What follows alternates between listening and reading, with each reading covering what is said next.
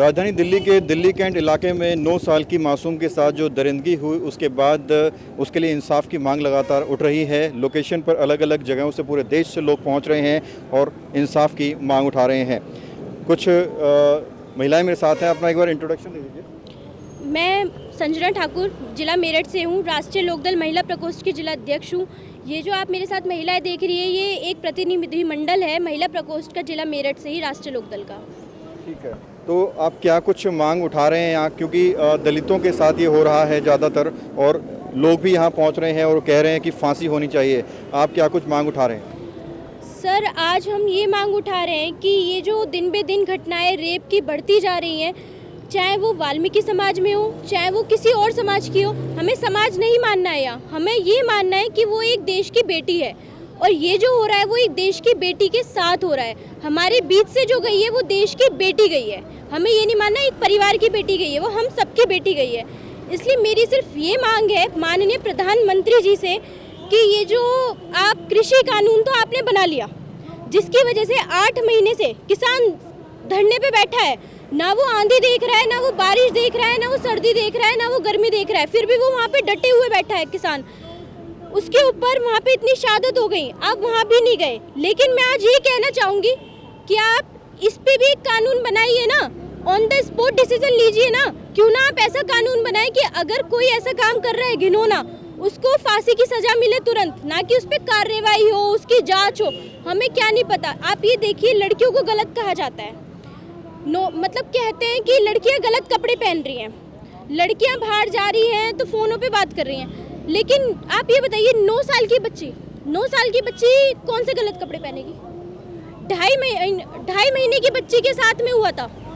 आपने केस सुना था बुलंदशहर का ट्विंकल, उसमें क्या वो 2.5 साल की बच्ची क्या गलत कपड़े पहनेगी? बस मेरी माननीय जो मोदी जी से ना यही गुजारिश है कि प्लीज़ आप इस पे कानून बनाइए ताकि हमारे देश का हर एक परिवार अपनी बच्ची को घर से बाहर निकलने से पहले खुद को ये महसूस करे कि हाँ मेरी बच्ची सेफ है, मेरी बच्ची, उसे गर्व होना चाहिए। क्योंकि आज की ये सब घटनाएं देख के ना हर जिले से हर परिवार डरने लगा है कि मैं अपनी बच्ची को बाहर भेजूं ना भेजूं। कहीं ना कहीं उनका डर सही है, क्योंकि घटनाएं बढ़ती जा रही हैं, घटनाएं कम होने का नाम नहीं ले रही हैं और ये घटनाएं कम नहीं होंगी। ये मामला सामने आया था तो पूरी रोड ब्लॉक थी, हज़ारों की संख्या में लोग यहाँ पहुँचे थे, बड़े बड़े मीडिया हाउसेज थे, नेता पहुँच रहे थे। अब देखकर लग रहा है कि मामला ठंडा पड़ता जा रहा है। आपने स्टेज से भी अपील की कि हम सबको एक साथ आना पड़ेगा, गैदरिंग करनी पड़ेगी, तब इंसाफ मिलेगा। इंसाफ नहीं मिला लेकिन भीड़ कम हो गई, क्या कहेंगे? मैं आपको एक चीज़ बताऊं, इंसाफ मिलेगा उस लड़की को, बच्ची को इंसाफ जरूर मिलेगा।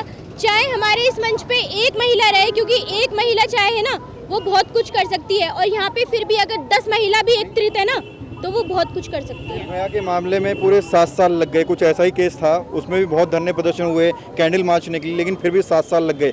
आपको लगता है कि यहाँ पे रोड ब्लॉक करने से अगर 100 लोग भी रोज बैठते हैं तो उससे इंसाफ मिल जाएगा? केंद्र सरकार सुनेगी?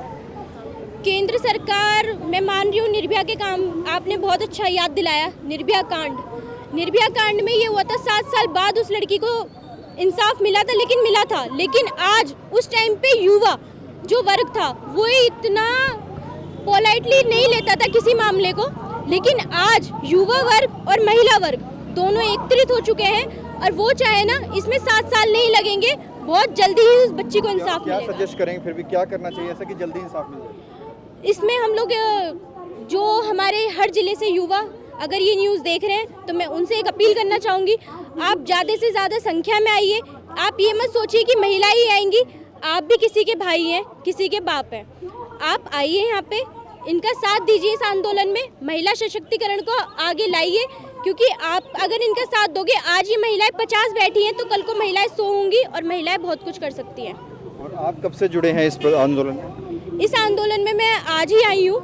मैं आपको बता दूं, मेरी तबीयत ठीक नहीं थी तो मैं इस वजह से इस आंदोलन में आज ही सम्मिलित होना आई हूँ। लेकिन मैं यहाँ पे ये कहना चाह रही हूँ, जब तक ये आंदोलन चलेगा मैं यहाँ हूँ, इन सब के साथ हूँ।